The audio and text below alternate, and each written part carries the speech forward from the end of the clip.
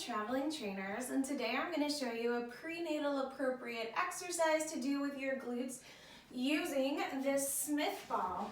That's all you're actually going to need, although I do have some options with a couple props if you want to do some different variations.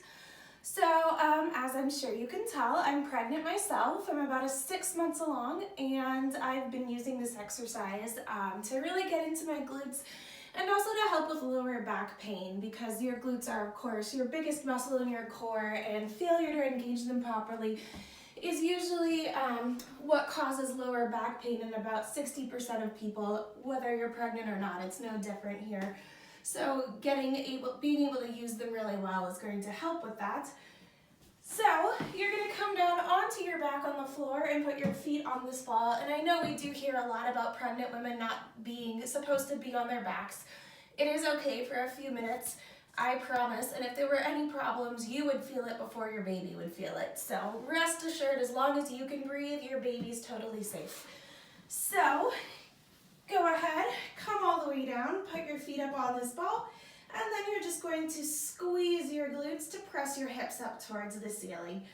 So press down through the feet, use your glute muscles to come up and come back down. And then you'll want to do these in sets of about 10 to 12. It's really important not to let your lower back arch. I'm going to do it wrong, so that would look like this. You don't want to see an arch here. You just want to use your glutes until they are firmly engaged, but no further. And then after you've done a few, you can come, sit up, make sure you're breathing normally again.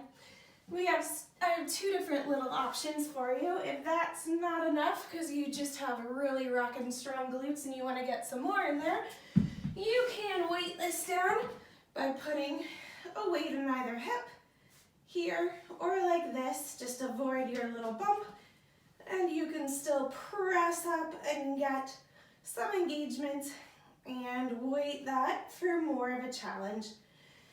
Then your other option is to use a pillow between your legs. This one I love because pressing your thighs together as you press up helps to engage your transverse abdominis, and that will actually help prevent diastasis recti, or that separation of the abdominal muscles that's really common for moms, and we'd all love to avoid it, wouldn't we? So for this option, feet are up, take that pillow, or you can use a squishy ball.